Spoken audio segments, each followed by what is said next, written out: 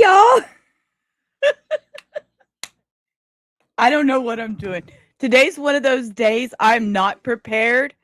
I'm not prepared today. I was not prepared for this. I was not ready. Um, I'm here. This is crazy. What are we doing?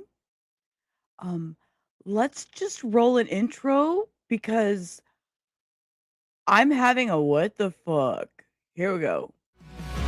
Around the model room welcomes all. Thanks for stopping by, answering the call. Ups and downs are normal for some of us. Many days I beg to get off this life bus. Neon lights flicker, my shadow on the wall. Dreams on the ceiling, we run and then we fall. Sharing stories over paper cups. Wheels keep turning but never enough. Life's a ride on a rickety old track. Holding on tight, never looking back. In the rubber and model room we couldn't fight. Rock, cry, love in this crazy ride. Dusty postcards from the edge of nowhere. Heartbeats echo in the electric air. We dance on tables without to wait. Cry in the rubber and model room, we're all high.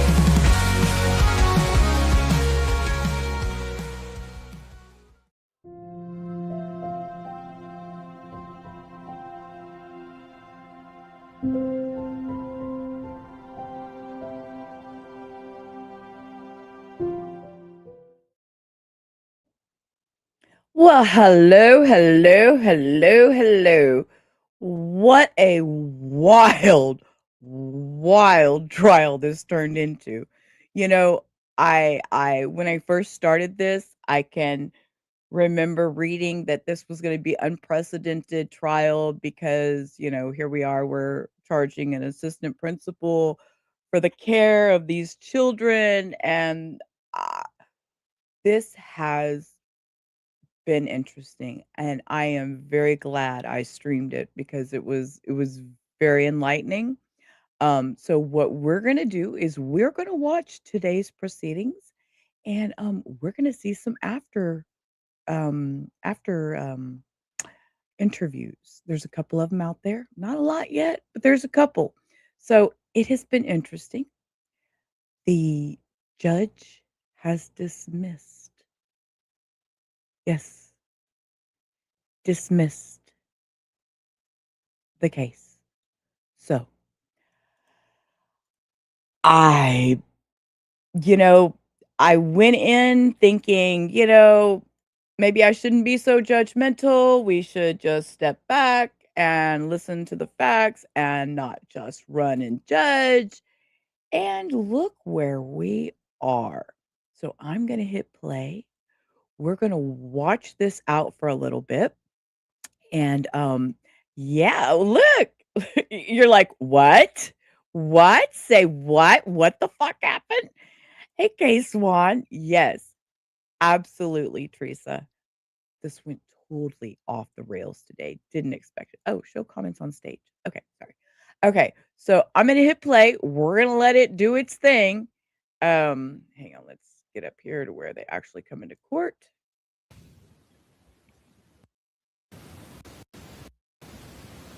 And they're thinking they're coming in here for just a regular court day. And y'all see all that brass is polished. They all took their bras off and polished that brass. You know that's what happened.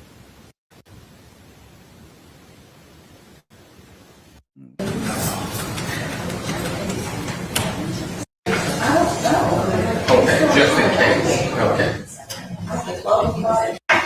Court is now in session. Honorable Judge Robinson All right, of I'm gonna be Circuit Court quiet. now presiding. Ladies and gentlemen, as always, if you can copy while her honor is on the bench, you may proceed. Good morning, everyone.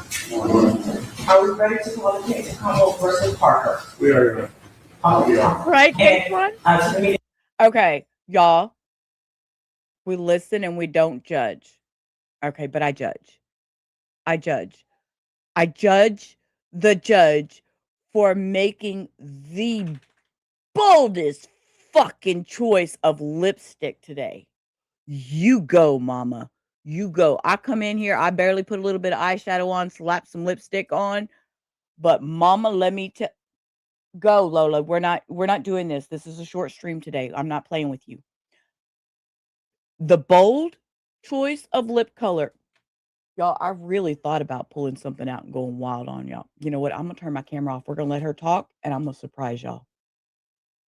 Your personnel, the buttons that we have to press to turn on the audio are all in place? Okay, thank you. All right, so we're calling the case of Commonwealth versus Parker. For the record, let it reflect the Commonwealth attorney is present, Mr. Jenkins, with Ms. May. Good morning to you both. Good morning. The defense is present, Mr. Rogers and Mr. T. Good morning to you both. Good morning. The defendant is present, Ms. Parker. Good morning to you both. We arrested yesterday. Is there anything you need to address this morning? Yes, Your Honor, I have two matters. Okay, yes, sir. The first is that the court yesterday, as I understood it, we agreed to admit the full and unredacted interview between Dr. Parrish and Dr. Parker. I needed time to just place that on a USB drive. I have done that. It's on Madam Clerk's counter there. I understood at the time that the court had admitted it, and I just needed to provide it. But if the court had not admitted it at that time, I am moving to reopen and admit it as Commonwealth 6. Any objection? Not any objections to reopening for the purpose of admitting that. That's it. Okay, so friends, Commonwealth is reopened, and we will admit it. Does Madam Clerk have it now? Yes, it's Okay. right there. All right, and this would be 6, Madam Clerk? Yes, ma'am. Okay, so admitted, and again, this is just the full video of what's already a redacted version in evidence. Okay, and now that that's done, do you rest again, Mr. Jenkins? Yes, we rest the reopened case, yes. Okay, and the second matter? The second matter, Judge, is just as a preliminary matter, I understand that the defense, pursuant to their own subpoenas, intends to call as their witness several witnesses that have already testified. We're gonna make bold choices today. We've done pink. I don't do pink. I'm too pale for pink, but it's okay. We're gonna do bold choices today. And that choke collar this judge got on today, she rocking that shit. She is rocking that shit. So these people come in and they're already talking about things and witnesses and all that have no clue. No clue. All right. Including Ms. Zwerner, Ms. Kovac, Ms. Parrish, Ms. West, perhaps others. And I just want, as a preliminary matter, to point out Jones v. Commonwealth 2023 VA Act, Lexus 294, decided May 16th of 2023, which holds that it is not proper for the defense to do any impeachment when it calls its own witnesses. And so I am asking the court to instruct the defense not to do any impeachment and not to recross on matters that they already had a full opportunity to cross on. But I certainly would not object to them eliciting new evidence in their client's favor from those witnesses. But in terms of recrossing witnesses they've already crossed, that would not be proper. They're here pursuant to the defense subpoena. So I wanted to raise that issue. Yes, sir, thank you. Response? Yes, Your Honor. We would be asking, in the event of calling these witnesses, that they be, that we be able to examine them as hostile witnesses.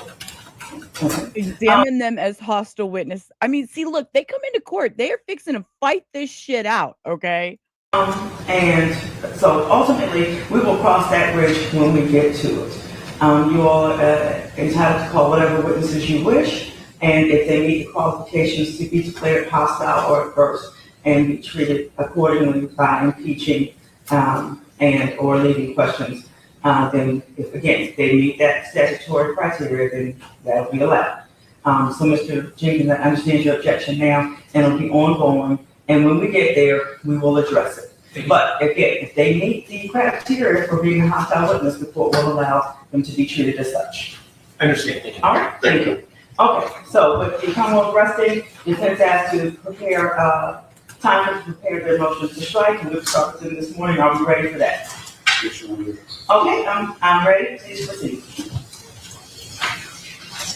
Your Honor, the Commonwealth has filed 8 indictments for felony abuse and neglect of children. I'm going to can sort of assume that the Commonwealth is proceeding under the fact that there were at least 8 children that were abused and neglected on January 6th. Your Honor, if that's the case, I would say the Commonwealth hasn't established that there were 8 children present in the classroom on that day when this incident occurred. The Commonwealth definitely hasn't established 8 separate incidents. So we have one incident where I guess potentially the Commonwealth believes that there were 8 children present. But the Commonwealth did not present the names of 8 individual children that were in class that day. They presented no roster or role that's confirmed by any employee that was on staff that day. And more importantly, the Commonwealth is required, I'll just read the jury instruction. In this charge, the crime of child abuse and neglect, Commonwealth must prove beyond reasonable doubt due to the following elements of evidence. I know at this point there is. I can tell you here in the state of Texas, in these smaller school districts, we were only allowed 20 children per class. So, it may be different all over. This is a small town from what I'm assuming, everything I've read so far. Like I said, the defendant was a parent, guardian, or other person responsible for the care of whoever these children are, these unnamed children, and that these unnamed children, this unnamed child or children are awarded. And not to totally derail, but where's Miss Maria? Because she's our resident teacher and she would know a lot more. Maria, if you're on replay, mwah, thank you, miss you. You're in Metropolitan 30 to 40. Yeah, see, it's different all over. Now, if you go into Houston in the city, HISD, there's 30 to 40 kids per class. Now, out here in the country in Fort Bend, things may have changed, but back in the day, it was only 20. Well, good afternoon, Southern Cats. Glad you're here. By the way, we're rocking hot pink lipstick today to make the judge feel comfortable with her beautiful choice of lipstick. So, and we have not a mistrial, but a dismiss. Under the age of 18, there was no testimony that any individual child that was present in the classroom by name was under the age of 18. Also, the Commonwealth has to prove that the defendant's willful act or omission in care of whoever these unnamed children are was so gross, wanton, and culpable to show a reckless disregard for human life. Jury instruction that discusses the definition of willful says, a willful act is one done with a bad purpose or without justifiable excuse or without ground for believing it is lawful. A willful act is intentional or knowing or voluntary as distinguished from accidental. The terms bad purpose or without justifiable excuse require knowledge that particular conduct would likely result in injury or illegality. Your Honor, in my own words, the Commonwealth has to establish that Dr. Parker knew, and her response was, so what? I know that there's a weapon and that there's a likelihood that children will be harmed by that weapon or firearm, and I don't care. Let whatever happen is going to happen. There was no evidence that was Dr. Parker's response to anything that happened on that day. She was brought limited information, and she responded to the information that she had. I asserted at the very beginning of this, if we look at the behavior of everyone that had contact with JT on that day, they did not believe that there was a firearm. They did not believe that there was a weapon. There was testimony from Zwerner, she was the person that had the most direct contact than anyone on that day. Her behavior did not indicate that she knew that there was a weapon. She left JT in the classroom. She left other children in the classroom. Then we go to Ms. Kovac. Again, she sat with him, had her eyes on him, watched his behavior. She said it was weird, but her actions in no way indicated that she believed that there was a firearm in possession of JT. And then we consider what Mrs. West testified. She said there was, Not only lack of evidence, the fact of all these finger pointings of this person could have done that person could have done this. I of course we go in, and you immediately start judging because of things you hear and everything. And then that's when I took that moment and I was like, wait, let's take a step back. Okay. I'm going to try to go in here and not be judgmental. And it's really hard. It's really hard, you know, when you're on my end, because I automatically, I see things and I read things and I'm like, ooh, ooh, ooh, ooh, ooh. But I'm stepping back. And this trial, I actually stepped back and I was like, first I'm like, ooh, and then after hearing these other people talk, I'm like, you know, mm, maybe she's not so, at fault. Yeah, she had things she should have done, things were done wrong, but I think a lot of people did things wrong on this day.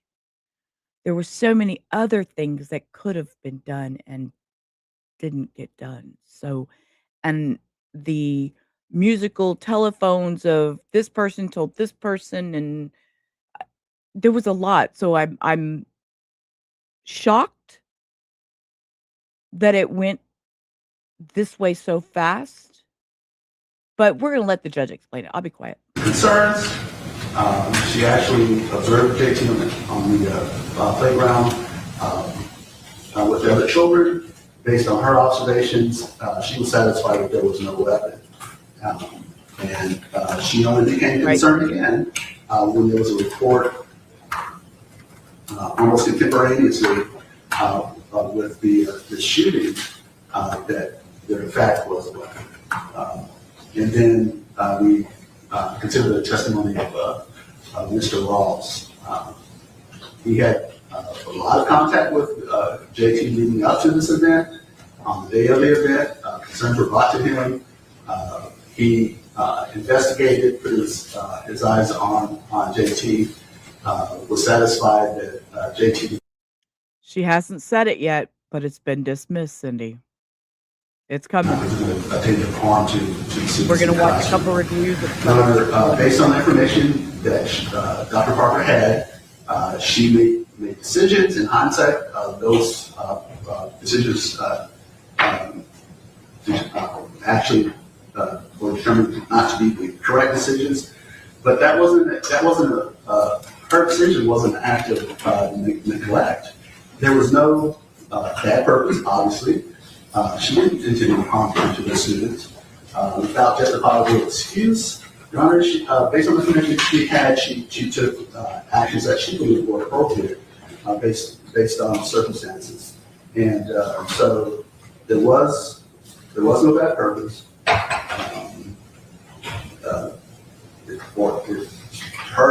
There's really no excuse that we're trying to say other than she did not believe that there was a weapon, so that explains her conduct on that day.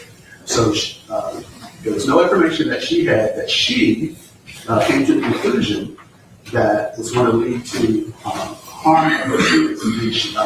After coming to that conclusion, she decided that she didn't care. So what? I'm going to leave that threat of harm to those students because of JT having a firearm. The Commonwealth hasn't met its burden to establish a willful act. The Commonwealth has not established the specific names of children and their ages that were present in that classroom. Being asked to consider striking the Commonwealth's case. Thank you, sir. Okay, there he asked, we consider striking the Commonwealth's case. And Duck Butt. Oh, nope, that wasn't Duck Butt. Here it is. Duck Butt has entered. Hasty Mastiff. Thank you. Look, this is our fake Lola for now. And then we have meat. And then we have the duck butt. Because, we around here doing the butt. Doing the butt. All right. You just got done at the grocery store. Okay. Yeah, Judge asked, yeah. Purple Lips ate.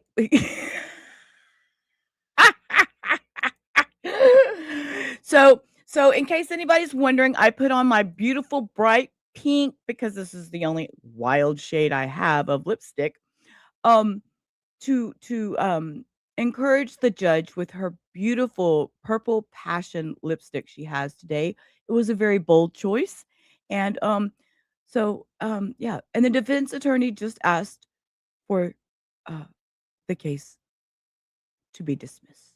So thank you for being in the duck pond, everybody, where we let shit roll off our back and we just sit around here and enjoy the review. So let's see what the prosecutor has to say about this. And then we're going to go watch some little reviews. All right, just a moment. Just a minute, please.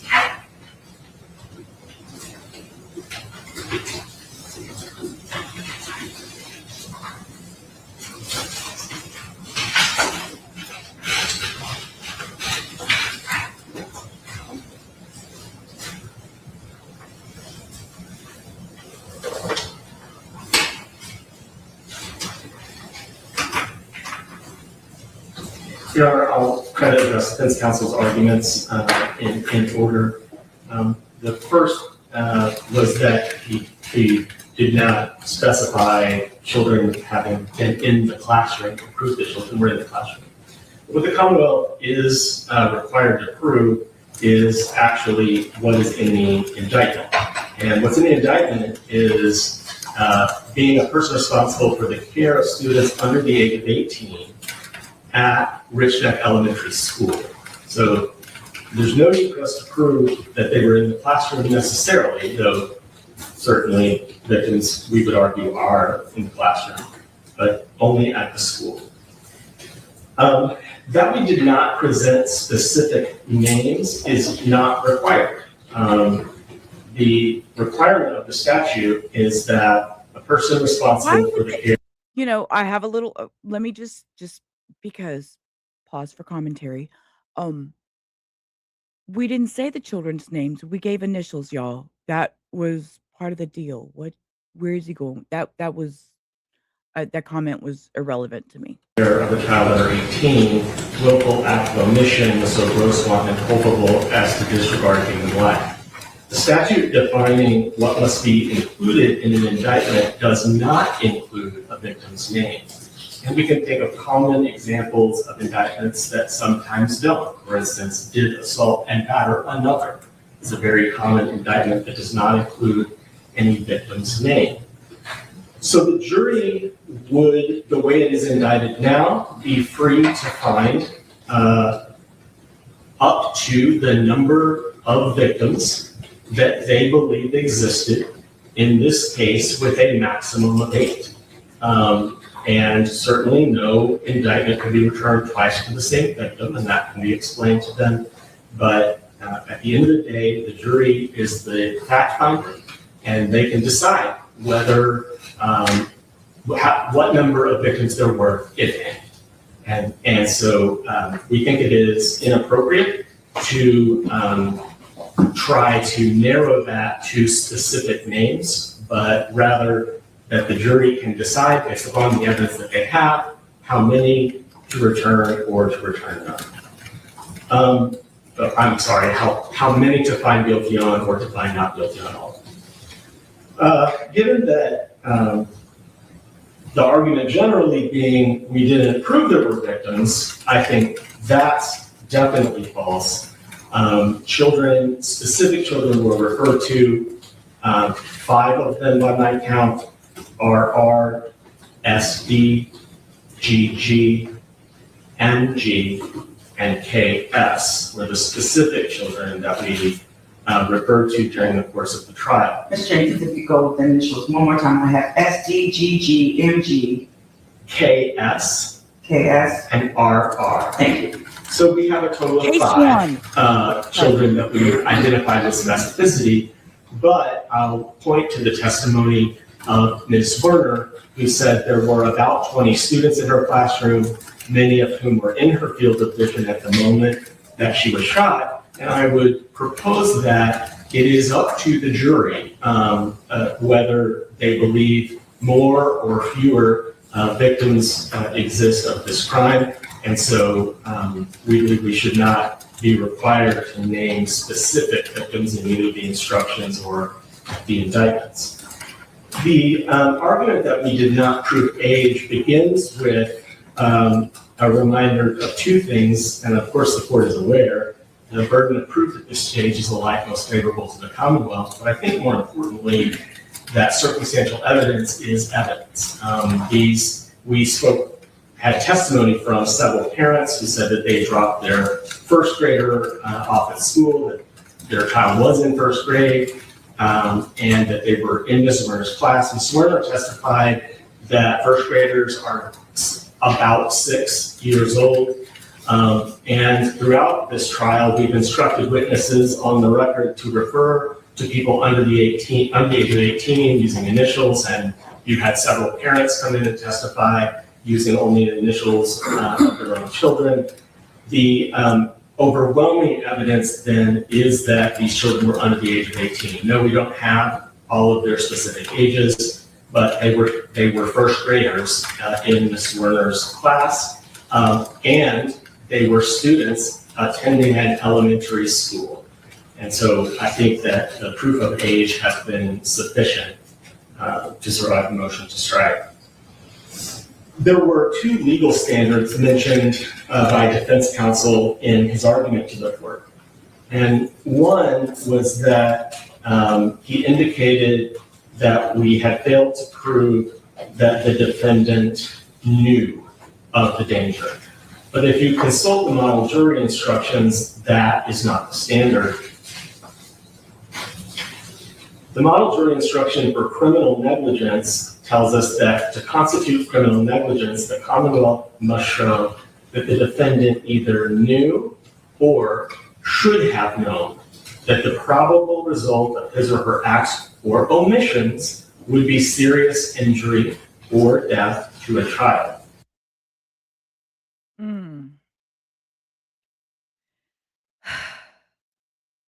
I have a question.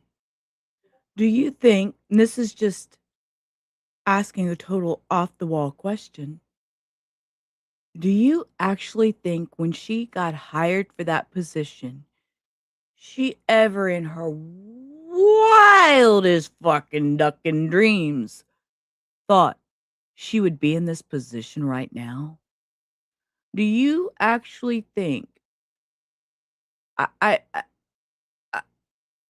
my mind is just going 90 miles an hour with that thought of you take this job position as an assistant principal, and never in your life would you think, oh, I'm going to be on trial, for a teacher being shot.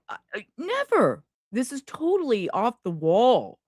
I mean, just as a lay person, just thinking that, this could happen to me because I'm out here doing my job. Yeah, and yet she is. So, right.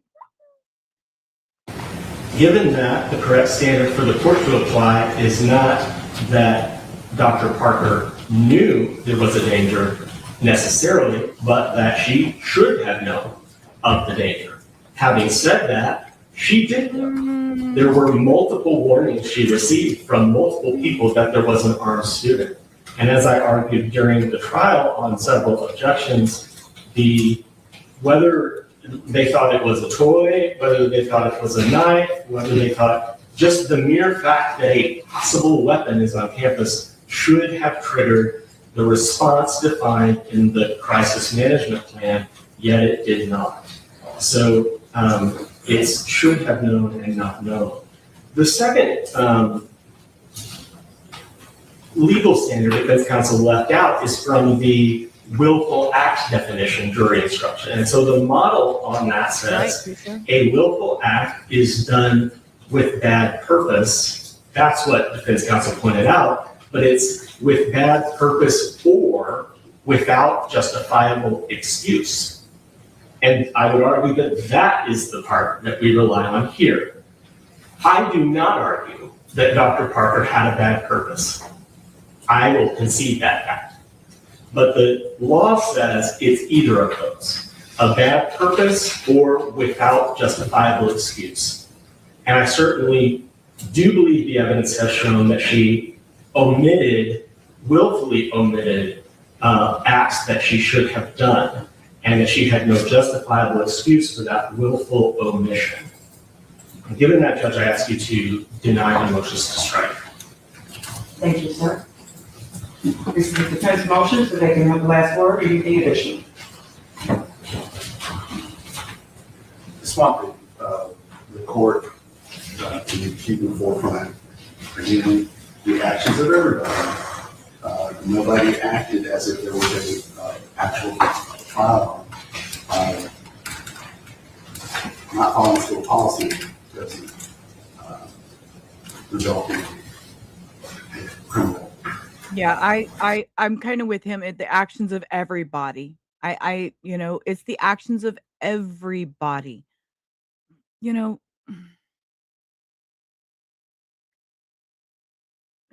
how do I say this? As an adult, you'd think that you'd have a responsibility if you hear all this stuff. I don't know. My thoughts are all over the place with this. Let me just let them talk. Allegation. There were acts that should have been done, definitely in hindsight. But based upon information that Dr. Parker had, she did not willfully take any action, or there was no willful omission on her part to put these children in harm. Again, mistakes occurred, but there was definitely no criminal intent. And I would submit that her actions in I have to agree with him there. At the most, it was a lapse of judgment. Yep. Somebody makes Him saying that it was no criminal intent and most of it was a lapse in judgment. Right there, that like rang a bell for him. Oh God, shoulder, ding, ding, ding, ding, ding. I'm having shoulder pain. I've been having it for a couple days, and then I fell and bumped into the wall last night, tripped with the same shoulder. So mistake that should not result in felony allegations or definitely felony convictions. So omitting a step in a school policy should not be considered to be a crime. She acted on the information that she had. She took the steps that she thought were necessary. She did not believe that there was a gun. Nobody that was there acted as if they believed that there was a gun. And I'd ask that you're right, Cindy. Commonwealth, even at this stage, and like most members of the Commonwealth, has not established a willful act of omission. Definitely the Commonwealth has conceded that there has been no specific proof of the age of any child that was in that cartoon.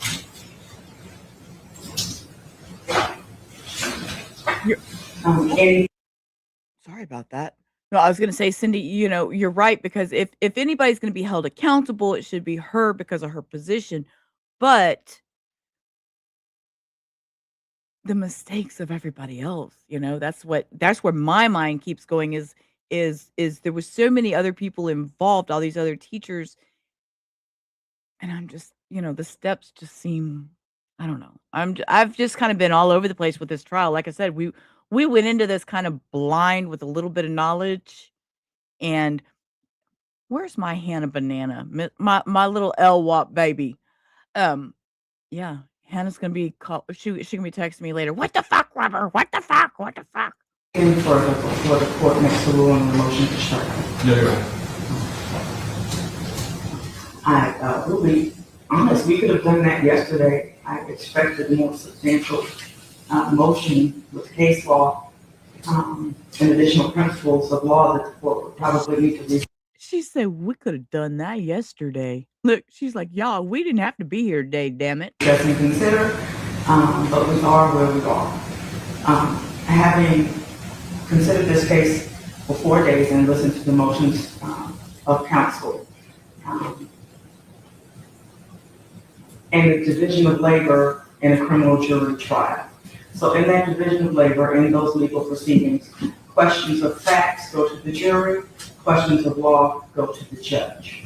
A question of fact asks what happened, and it requires evaluating evidence, such as the witness testimony and or physical proof. Questions of law ask how does the law apply to those facts, and requires interpretation of statutes, precedents, and constitutional rules. And that's kind of legalese with breaking it down. The judge decides the question of law, which is what law applies, procedure, and runs the courtroom. In this case, a criminal jury. The jury would decide the facts, which is what happened. To give an analogy, because this case doesn't put itself well to analogy. Y'all, I'm total side railing here. This is a crocheted collar with the purple in it to match that beautiful lipstick. You go, Judge. You go with your lipstick. But I just need, y'all, I had to do my Zoom for a minute because I needed to see. I thought this was crocheted and I got to be really nosy. It is. Somebody is given a ticket for speeding, 70 and a 65, but they're stopped in the parking lot. The jury decides the question of fact. Now I can't get the magnifier off. I can't get the magnifier off. I know it does. It looks elegant. I can crochet, but I don't know about all that. Y'all, I can't get the magnifier turned off. I don't know how to do it. Hold up. Hold up. Okay, there it went off. Sorry. I'm playing in the background here. It does. It looks so elegant. See, I said it's so pretty. Y'all. 70. The judge will decide, does the speeding law apply in the parking lot? So that's the way to wrap your mind around the difference between question of law and fact, which can get quite convoluted. With the question of fact being resolved by the trier of fact, which in this case is the jury, and their job would be to weigh the strength of the evidence and the credibility of the witness, and judges resolve the questions of law. And what would be put to the jury in this case was whether or not Ebony Parker is guilty. And that would be the question of fact. I do all this, say all this because the distinction between law and fact can become convoluted and they can be mixed. It can be a mixed question of law and fact. The Supreme Court itself has acknowledged that it can be an imperfect science of where is that dividing line. But identifying that line is important, critically important, whether or not it's a question of law or fact. Question of fact goes to the jury, they make the decisions. Question of law, it stays with the judge. And I guess for purposes of the parties' understanding, that influences the courtroom decision maker, the appellate review, how evidentiary rules are administered, and the application of precedent, which I would say there is no precedent for what's before the court of an administrator being criminally charged and tried for what has been presented and what happened that day, January 6, 2023, at Richneck Elementary School in Newport News. This court is finding that it is presented with a question of law, which requires resolution by the decision maker. The decision maker on questions of law are the judge, and whose decision is that, and my decision is that this is a matter for the court, and the court is of the legal opinion that this is not a crime, not under the common law of Virginia, nor under the code of Virginia. And the court is going to explain its rationale and ruling. With that being said, if it's not a crime under the common law, nor under the code of Virginia, should the legislature wish to make it a crime, then they will create specific statutory language to do so. When reviewing the statutory language, the court is bound by the plain meaning of that language and must give effect to the legislature's intention as expressed by the language used. And unless a literal Look at her. She's crying. She knows what's happening. She is crying. Hey, Denise. Look, Denise, look, here, real quick. You know what? We're going to make me big real quick. Look, I put on bright pink because that's the closest color I got, okay? interpretation of the language will result in manifest absurdity. So now I look at the statute. Virginia Code 18.2, 371.1. What the indictment charges here is under paragraph B of that statute. It reads, any parent, guardian, or other person responsible for the care of a child under the age of 18 whose willful act or omission in the care of such child was so gross, wanton, and culpable as to show reckless disregard for human life is guilty of a Class 6 felony. The indictments in this case don't address specific individuals, but they list students. The court finds that what has been presented to it is a mashup of legal theory. And it is not clear, based upon the plain meaning of the statute, that these facts are crimes. In the court's analysis, the court is asking, is the crime that Ebony Parker didn't follow Newport's policy and procedure, of which was put into evidence, which would have required two people to search the person of JT, either two administrators or one administrator and one security officer, of which the security officer was on site at a different school performing their duties, and the principal, the other administrator present, that's known in this proceeding, was in scheduled meetings during testing. Is the crime that Dr. Parker didn't direct a search of the child's person after being informed that the book bag was clear? Are the 8 counts of the indictment based upon the number of children in the room when the firearm went off? Are the 8 counts of the indictment based upon unfired bullets remaining in the firearm, which would be contrary to established case law as they have to be discharged? Is the delayed reunification reckless disregard for human life? Is it the emotional trauma of the exposed child who was in the classroom? I believe the initials were KS. Is that the reckless disregard for human life? Is it the fearfulness, bedwetting, and hypervigilance of all the children in the school that day that comprises the reckless disregard for human life? Is it because JT wasn't expelled prior to January 6, 2023 due to his previous behaviors, which presumably would be in the province of the prior principals, Dr. Goodman and then Ms. Foster? Or is the crime the lack of heightened response from Ebony Parker due to her awareness of prior issues with JT? The court is unclear. And as previously stated, those legal theories do not fit the plain meaning of the statute. If they are to amount to a crime, then the legislature will need to codify it. Therefore, I do grant defense motion to strike in whole on all 8 counts of felony child abuse and endangerment under indictment CR, the indictment number 24999-541-01-08. So those matters are dismissed. I want to add, my ruling today is based upon legal principles only. Now, it is inappropriate for me to give my personal thoughts or express sympathy or concern, but it's understanding what happened that day was awful, that is agreed upon by all.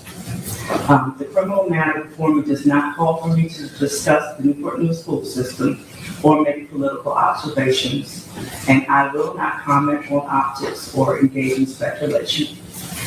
for the media who has contacted this court constantly over the past 2 weeks. There will be no further comment from this court, except to commend the attorneys on both sides, Mr. Jenkins, Mr. Rogers, and Mr. T, for zealously advocating their respective positions and treating this forum with the utmost decorum. It is 9:46, and I did not have the jurors reporting until 10. So I'll ask the parties how they wish for me to discharge the jurors, if they want me to just tell them when they report to the room, or have them brought out and do it on the record. But in discharging them, I will remind them that no one from this court will contact them and direct them about this case. And I will ask the attorneys to please inform all of the witnesses that were to remain constructively sequestered that they are released. So from the attorneys, how would you like me to inform the jurors who are still coming in the building that they're discharged from their duties for this case? Your Honor, I feel like we should discharge them on the record, but I would have no objection at all if the defendant or other parties wanted to leave and just do that with counsel. Just counsel only. That would be fine. Okay, defense position. Yeah, I'm actually okay with the Commonwealth position. Okay, so I will step off the bench. So we'll be in recess, and then we'll discharge the jurors on the record once they all report. And to parties, please be quiet. And however you feel about the court's ruling, you can express that outside of the courtroom. This is still a professional legal forum. All right. Thank you very much. The sheriff, come get me when they're all reported. Thank you. Please rise. Thank you. Court stands in recess.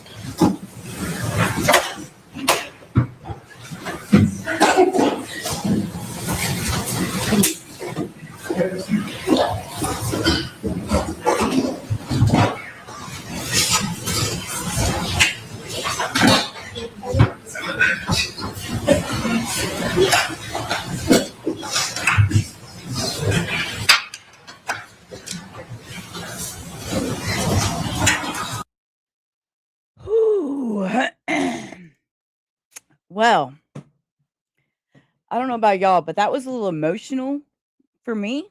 Because again, I keep thinking of if it was me and I had a job, I would be completely shocked that my job entitled this.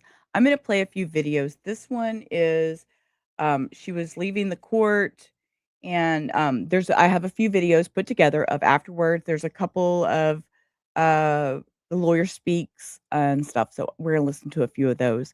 This is very this was a little emotion. It was a kind of emotional for me. My thoughts are all over the place, and I'm sorry for being a little scattered right now. But yeah, this has been In interesting. this afternoon following this trial. Let's check in now with Brianna Fallon as we break down how people are responding. Brianna. Yeah, Ashley, it was a very Oh, wait, here. Oh, fuck, my arm. Real quick, I'm gonna show y'all a response just because I respect the hell out of him, and we're gonna move me. I'm gonna put me behind, and we're gonna do the Zoom feature. Watch his face. Law of Virginia, nor under the code of Virginia. It's not a And the crime. court is going to explain its rationale and ruling. What? With that being said, if it's not a crime under the common law, nor under I love the code of Recovery Virginia, Addict. Just dismiss should it. the legislature wish to make it a crime, then they will create specific statutory language to do so. He gets so When reviewing the excited. statutory language, the court is bound by the plain meaning of that language and must give effect to the legislature's intention as expressed by the language used. And unless a literal interpretation of the language will result in manifest absurdity. So now I look at the statute. So you see, other people are out here watching the same thing. Here is this is a psychologist. This is Dr. Patrice Berry. Of felony child harm. And the judge pretty much said that it was unclear based on the law that what was charged, that it really didn't fit the current laws. And if we were going to hold administrators responsible for something like this, that there needed to be updates by the legislature. So this case was dismissed. This was right after the state rested on Wednesday, May 20th, and today, this morning, Thursday, May 21st. Now, there will likely still be civil issues. So I believe the Mhm. families will be suing Dr. Parker and anybody else they can. Yes, keep in mind, we do still have that civil suit out there with Dr. Parker and these parents. I looked for it, I couldn't find it. I didn't wanna bother Hio today, but I'm gonna do some more research to see if I can find more info on that civil lawsuit between these parents and Dr. Parker. But that's gonna be an interesting thing to kind of follow in the background to see what happens with that civil lawsuit. Can civilly, and civil court is, so the burden there is, I think, preponderance of the evidence, something like that, and criminal court is beyond a reasonable doubt. Even though things aren't happening with the criminal case, so that has been completely dismissed. All those counts have been dismissed. We will continue to follow what happens with the civil trials.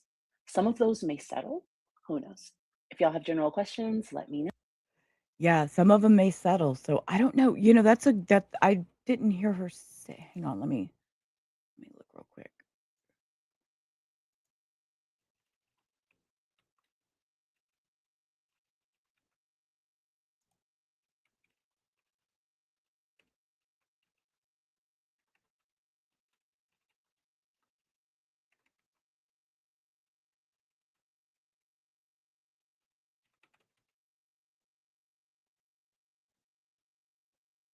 With prejudice. With prejudice. 8 felony child neglect charges against Ebony Parker cannot be brought to trial, file filed by prosecutors again. So there's your answer. There's your answer, Southern. Okay, let's go back over here and finish watching her. Very emotional morning in that courtroom. Can't bring the charges moment again. The judge decided to strike down all 8 felony counts. You just heard sobs from Parker because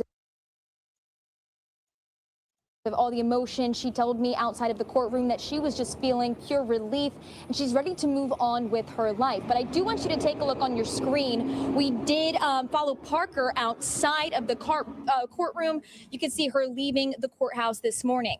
While she did not speak much about the case on camera, again, Parker and I briefly spoke outside of the courtroom, and she tells me she is feeling pure relief and ready to move on with her life. Defense attorneys say they are also relieved, calling this a landmark case where all 8 felony child neglect charges are completely struck by the judge. Here's reaction from defense and prosecutors as they left court this morning. And what was your just initial reaction, once you realized what direction the judge was going in? Relief, happiness. What's next in this? Is there anything or? There's nothing from me. I don't have anything else to say about it. Gotcha. Yeah. And while Abby Zwerner was not in court this morning, we do have some reaction from her attorneys in a statement, which they said in part, a Newport News jury has already spoken, returning a $10 million verdict in Abby's favor. Yet, even today, the city of Newport News continues to resist accepting responsibility and delivering the justice that the verdict represents. Live in Newport News, Brianna Fallon, 13 News Now. Okay, so I copied and pasted it, which didn't work out well for me. When I looked it up, this is what, in depth it told me. Where did I put it? I had it right here. So it says that she defended Journey, because I seen Journey popped in late. To strike the case, the judge ruled the prosecution arguments relied on legal theories rather than a solid codified law. She concluded that Parker's administrative inactions did not constitute a criminal offense under the Code of Virginia.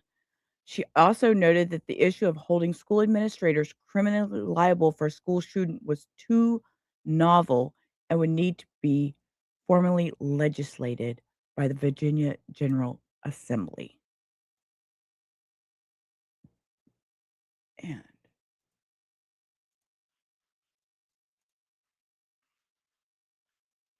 once again, Madison, good to see you again. Welcome back. And before we get to Ed Booth, any more updates that we need to know?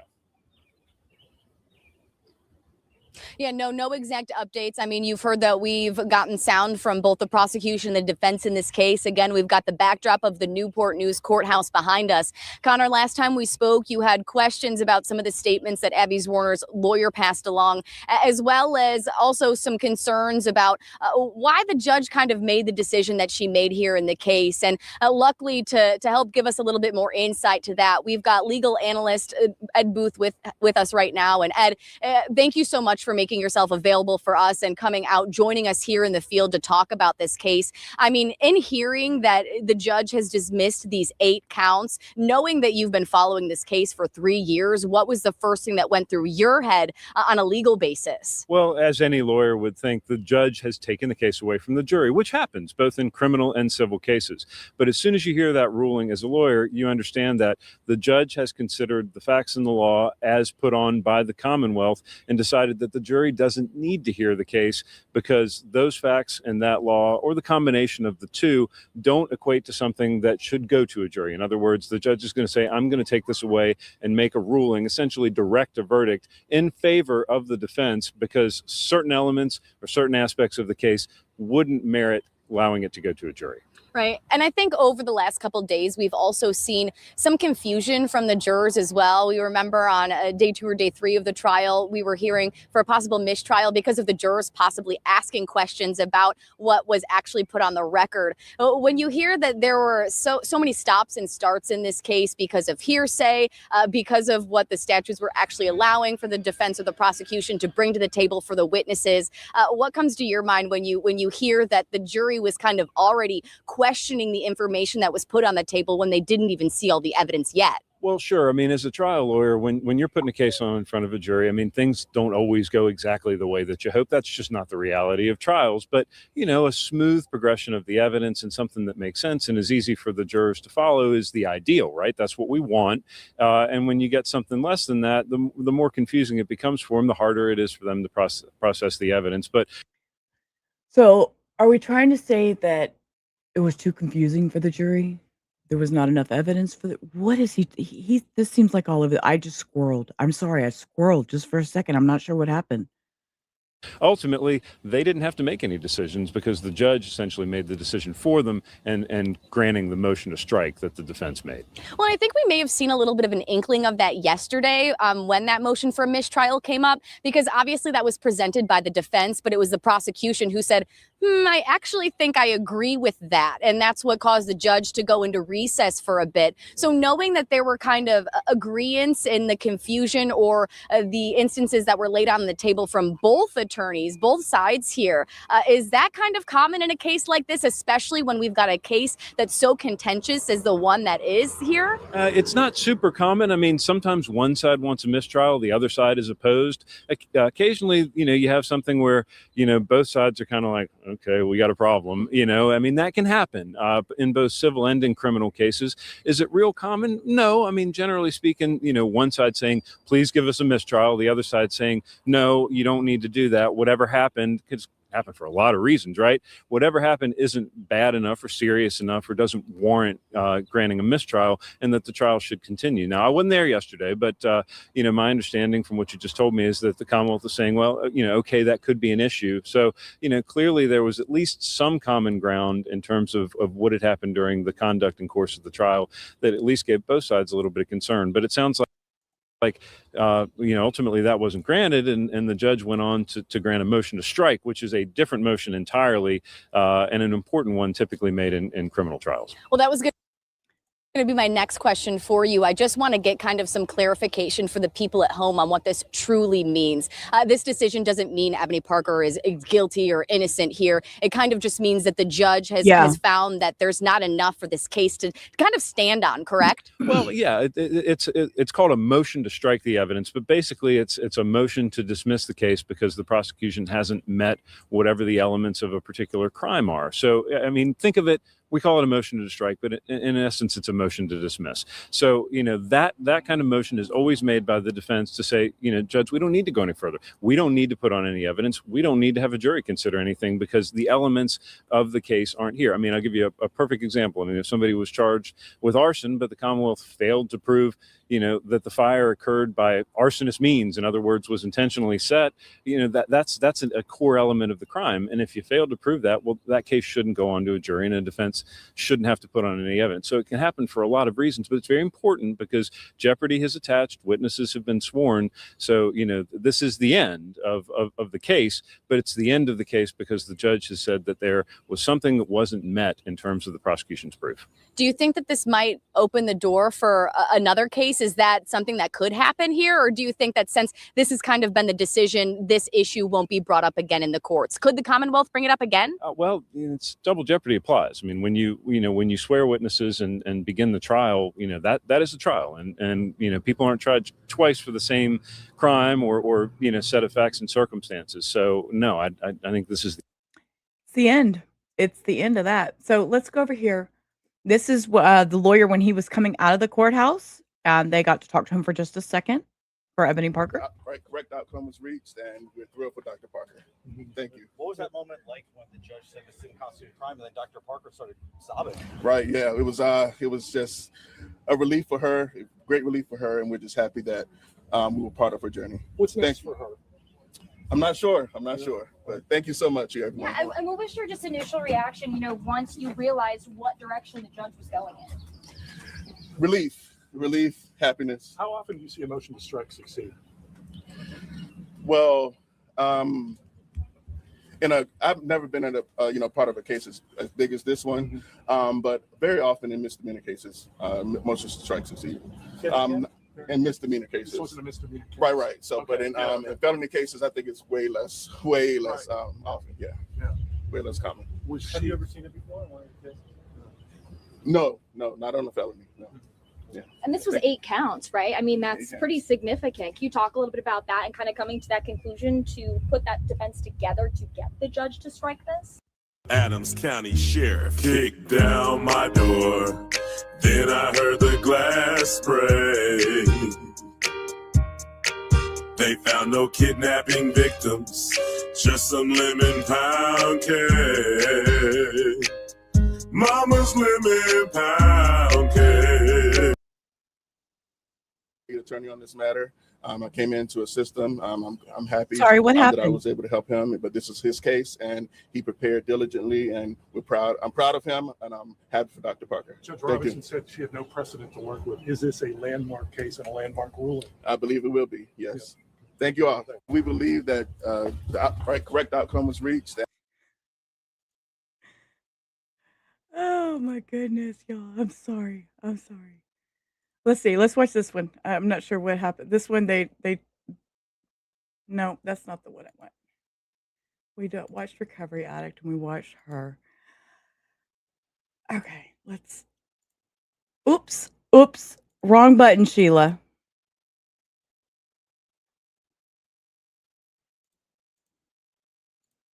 There we go. Sorry, wrong button. I got too button happy over here. Again with 13 News legal analyst Ed Booth for more. Yeah, we figured we'd bring in the experts to kind of flesh out the judge's decision here today. But Ed, you and I have spoken earlier today, and we've kind of delved into the details here. But the judge. Okay, this is the lady. She already talked to him, so I don't want to hear her talk again. So that's about it for this trial until we can find more on the civil case. So I know we've only been here an hour, but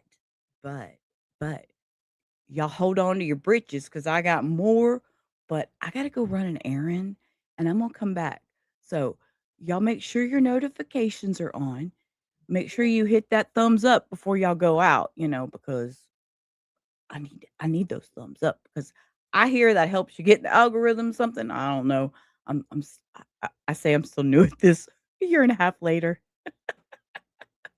But anyways, I'm going to come back, and I think I'm coming back with some Mackenzie Shirilla stuff. There's been that crash thing that came out on Netflix, I think it was an awesome video. and there is some updates to that. There's supposedly some stuff that was left out. Dom's sister has a podcast, and I'm going to introduce y'all to that. She Dominic and Davion's sister talk. It is crazy. It's crazy. So I want to go over that in a little bit. I'm going to set that. I'm going to try to set that for 8:30. So that'll be central. So that will be 3 hours from now. That'll give me time to go do my errands and do my stuff that I need to do. And we're gonna come back at 8:30 and we'll talk Mackenzie Shirilla. So y'all always gotta know, hold up, I have to do my you are special. You is smart. You is kind. You is important. And always remember you are special. So until we get back at 8:30, I will see y'all in a little bit. Peace. Rubber out. Bye.